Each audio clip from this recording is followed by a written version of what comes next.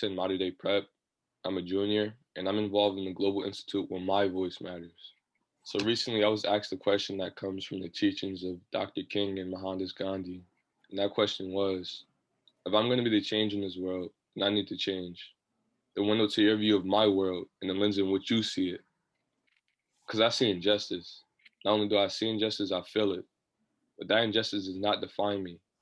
Only emboldens my desire to want to bring our voices to a higher ground, a ground where we could all stand on, bringing our policing to a place of understanding, protecting our children from the evils of human trafficking, finding solutions so that our neighborhoods can thrive and not disappear for the profits of gentrification.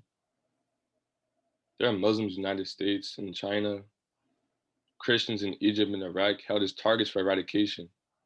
I work to a world that embraces misinformation, divided into groups of opposing divisions. In this America, my silence serves no one. If we're going to build a bridge to understanding, we must also embrace the neglected, not just the selected. But we have to begin with the children first and give them the tools to build their minds so that they can make a future of their own on a foundation of pride, not pain. Do you have the courage to join me? As Tyler said, I feel injustice, but that injustice does not define me. As a woman of color myself, I've had to bear the invisible wounds that injustices such as racism has left. Our actions have consequences. This is a very simple premises that we learn from a young age. So why can't we learn how to act on it? Racism is a problem that is still prevalent in the society we live in today, and it isn't a thing of the past. The fact of the matter is that white privilege allows others to gain advantages based solely upon the color of their skin. Now, that doesn't mean that being white guarantees an easy life, but it means that you were born with unseen privileges that you may not even realize you have. Stop and think to yourself. Have you ever feared those meant to protect you? Felt the need to start recording when pulled over? Falsely accused of a crime solely based on how you look? Instead of ignorantly denying the privilege that you have, use it to help others. At the end of the day, we are all just people, so why should it take a gun pointed at a man's head for the world to stop and listen? All we are fighting for is equality, so why should it seem like such an impossible feat in the world that we live in? Infants aren't born with hate in their hearts, they're taught it. So why do we keep teaching it to our young? What will it take for you to stop and see the things that you've caused? My life? What will it take for people to stop and listen?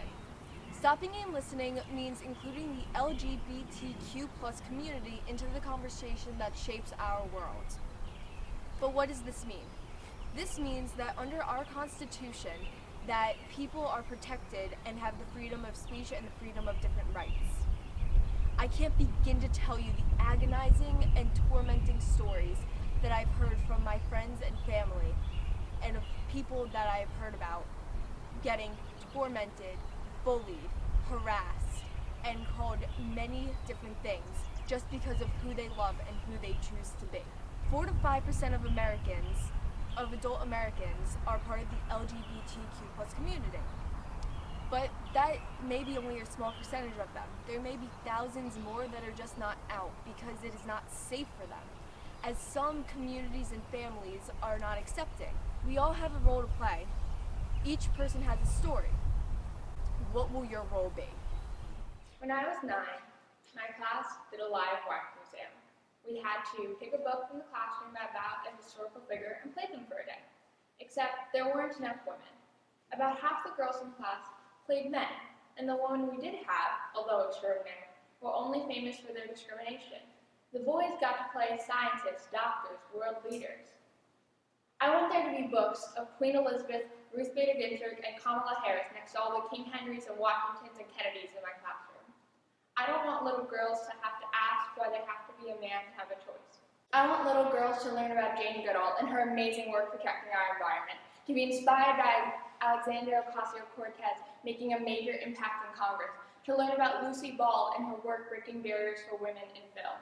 We need to teach little girls about women who used what they had and their determination to make a change in their worlds. We can look into history and to look into the world around us for amazing and inspiring role models for little girls and older girls like myself. We just have to show them. Kat just spoke about role models, but one thing we don't really talk about is, do we really know who we are? Because so much of who we are is influenced by social media.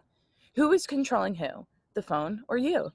What we don't realize is the amount of negativity and toxicity that social media holds. Just this past year, one of my closest friends decided I had no place in her life and replaced by friends who only exist in her phone. I'm still trying to figure out how that happened. I don't think I ever will. Our generation revolves around the idea of what's in their life, but is that all who we are? Because what we don't see and hide from us is the pain and struggles and doubts and issues you're going through, because after all, we're teenagers. We don't see that on social media, we lose sight of our true selves. We need to start making our social media platforms a place where our lives matter and positive change can happen, not a place where we inflate our egos because our lives should mean something to others.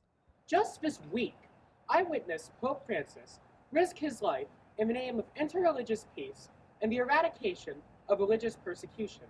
But it is estimated that 1/3 of the world's population still suffers from religious persecution. But religion is a fundamental part of being a human being.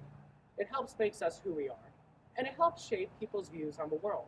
But when this freedom is denied to people, the anger of those persecuted builds.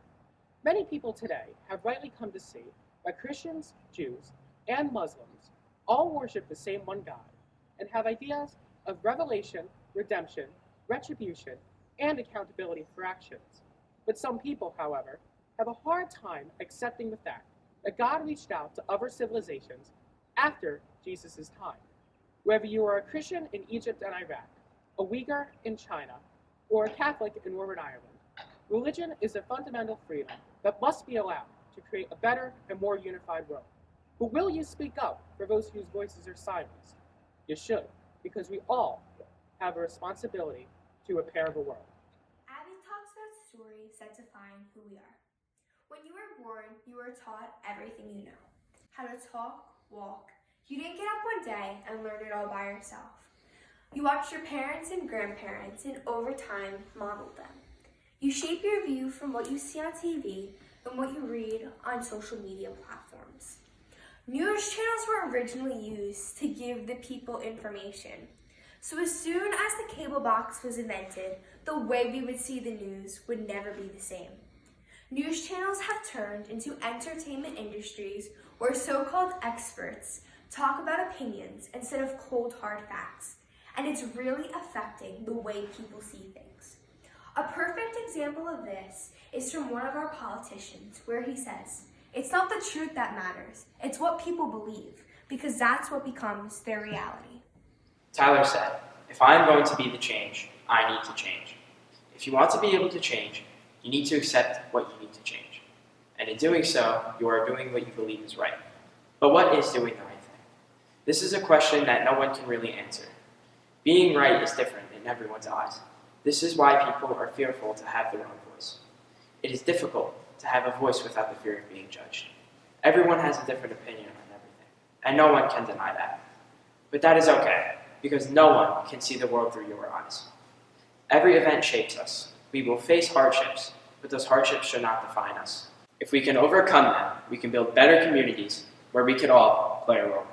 We wake up to a world that is in need of healing, a healing of consciousness and unity. We'll never be able to heal until we hear each other out. We don't always have to agree, but we must always respect and understand our differences. It's often in our conflicts you will find the solutions. So, I challenge you to be a part of the solution and not the problem. In being the change, we all can prosper. There is a field beyond all notions of right and wrong. Come, meet me there.